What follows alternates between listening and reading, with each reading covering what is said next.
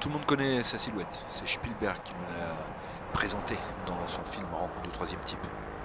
Pour la découvrir, il faut aller très très loin tout au nord-est de l'état du Wyoming. Il faut d'abord sortir de la banlieue de Denver et puis laisser derrière soi les tours d'exploitation du gaz de schiste qui annoncent au Colorado comme dans d'autres états américains une catastrophe écologique à venir.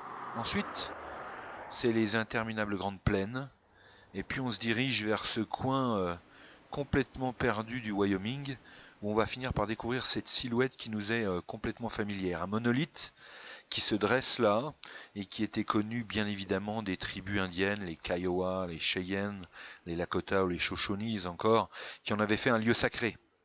Pourtant, c'est relativement récemment qu'on l'a découverte, puisqu'en fait, il y a des trappeurs occidentaux qui ont certainement visité les environs, mais il a fallu attendre 1859 et une expédition qui a été menée dans le Yellowstone par le capitaine Reynolds.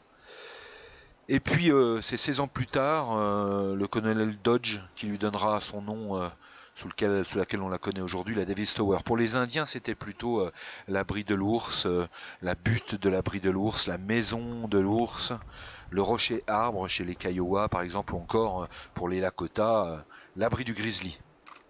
Cette Davis Tower, on peut la découvrir tranquillement en faisant le tour à pied, on peut aussi grimper bien sûr, et là on va utiliser ces fissures très très caractéristiques qui lui viennent d'une géologie particulière. C'est en fait une intrusion magmatique dans des roches sédimentaires en place.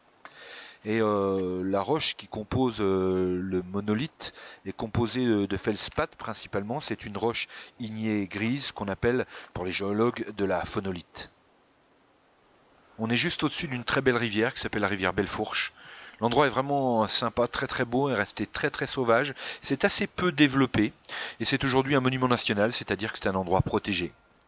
Pour les tribus des natifs américains, c'est un endroit qui reste sacré. On y trouve un petit peu partout des chiffons rouges qui sont accrochés aux arbres, signe de prière, et au mois de juin s'y déroulent des cérémonies traditionnelles.